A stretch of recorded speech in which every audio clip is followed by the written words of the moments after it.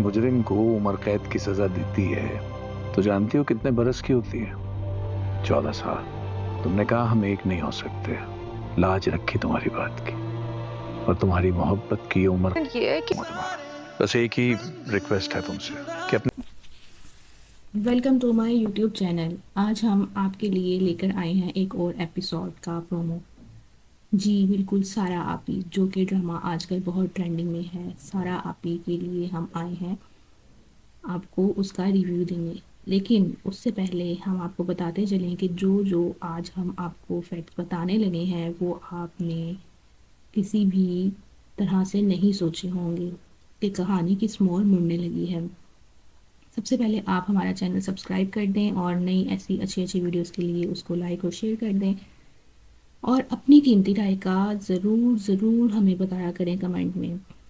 ٹھیک ہے جی، اب میں آپ کو ہم بتانے لگے ہیں کہ سارا اپی نے کوثر جی کی تدفین کروا دی ہے، جس پہ انہوں نے دیکھا ہے کہ کمال وہاں پر آ گیا ہے۔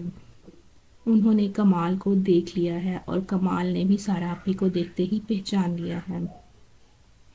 کمال نے برسوں پرانی اپنی محبت کو دیکھا اور دیکھتے ہی کمال حیران رہ گیا۔ کمال کو سمجھ نہیں آ رہی تھی کہ وہ خوش ہو یا دکھی ہو یا غم میں جائے، کیا کرے، لیکن اس نے اپنی پرانی محبت کو دیکھ لیا ہے۔ اور سارا آپی نے بھی کمال کو دیکھا اور دیکھتے ہی وہ پہچان گئی۔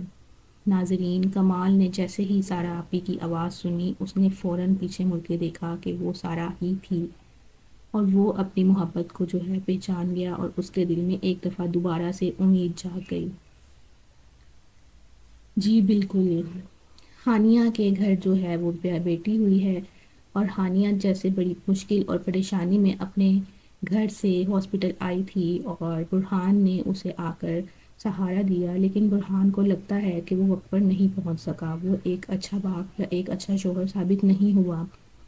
لیکن ہانیہ جو ہے وہ اب بالکل ٹھیک ہے اور اس کے گھر بیٹی ہوئی ہے، اور برہان جو ہے وہ کہتا ہے کہ میں اپنی بیٹی اور اس کی ماں کو کبھی بھی اکیلے نہیں چھوڑوں گا۔ ہانیہ کو سارا آپی کی بہت زیادہ یاد آ رہی ہوتی ہے، اور برہان بھی سارا آپی کو بہت زیادہ مس کر رہا ہوتا ہے۔ ہانیہ بہت خوش ہوتی ہے کہ اس کے گھر بیٹی ہوئی ہے اور وہ ماں بن گئی ہے، اور اسی طرح برہان بھی بہت زیادہ خوش ہوتا ہے کہ اس کے گھر بیٹی ہوئی ہے اور وہ بالکل ٹھیک ہے، ہانیہ کو کسی بھی قسم کا کوئی نقصان نہیں پہنچا۔ ہانیہ خیر و عافیت کے ساتھ ہاسپٹل پہنچ گئی، اور وقت پہ اس کا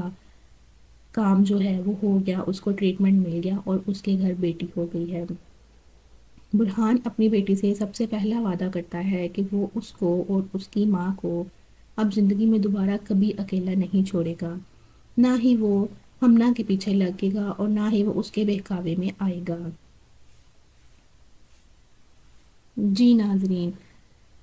اب سارا آپی سوچتی ہیں کہ میں اب کیا کروں، اب کمال بھی جو ہے وہ آ گیا ہے، اور مجھے اپنے بچوں کی بھی یاد آ رہی ہے جو کہ ان کے بھائی تھے، جن کو انہوں نے بچہ سمجھ کر پالا،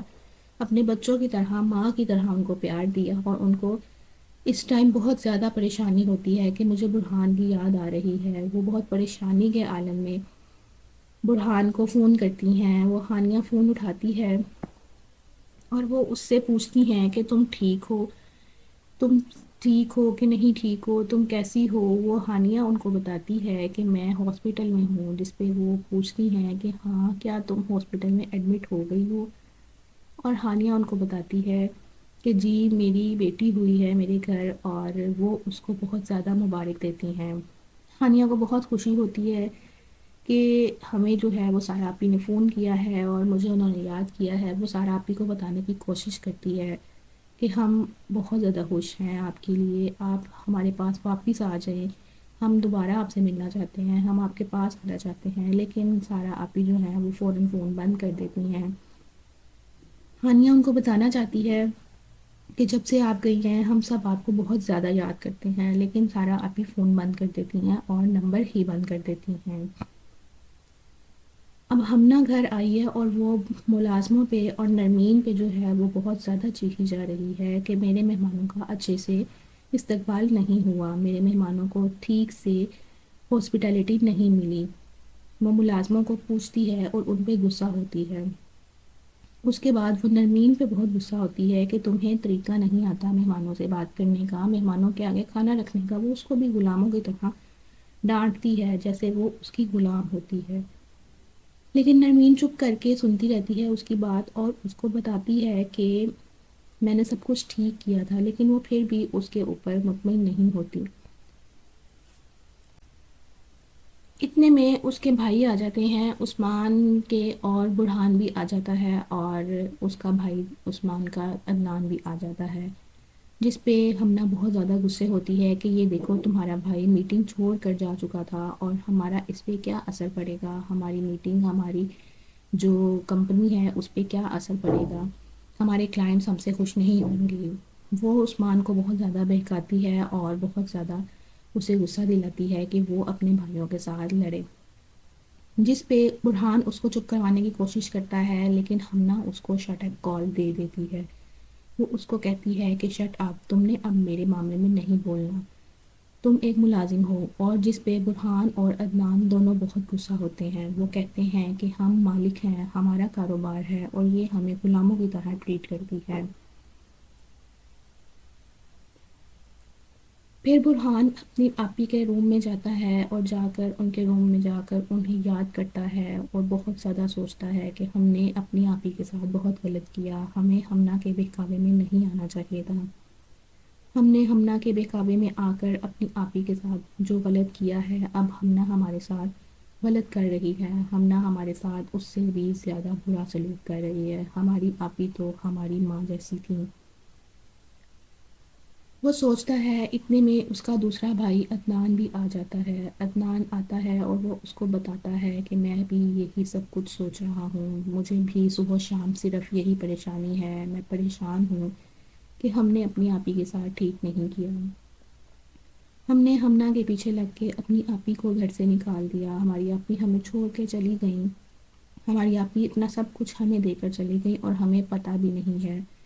کہ وہ کہاں چلی گئی ہیں۔ ناظرین، اب جو کہانی میں موڑ آنے والا ہے وہ بہت انٹرسٹنگ ہے۔ اب دیکھتے ہیں کہ سارا آپی کے بھائی سارا آپی کو جا کر ڈھونڈتے ہیں یا نہیں ڈھونڈتے، اور سارا آپی کمال کے پاس جاتی ہیں یا نہیں جاتی، کیا وہ کمال کو ایکسیپٹ کر لیں گی یا وہ اپنے بھائیوں کے پاس واپس آ جائیں گی۔ اس کا فیصلہ آپ نے کرنا ہے۔ یہ جو بھی سب کچھ تھا وہ ہم نے اندازہ لگایا ہے کہ اب ڈرامے میں کیا ہوگا اور کیا نہیں ہوگا۔ ہمارا اندازہ کتنا ٹھیک ہے اور کتنا غلط ہے، یہ اب آپ نے ہمیں کمنٹ باکس میں لازمی بتانا ہے۔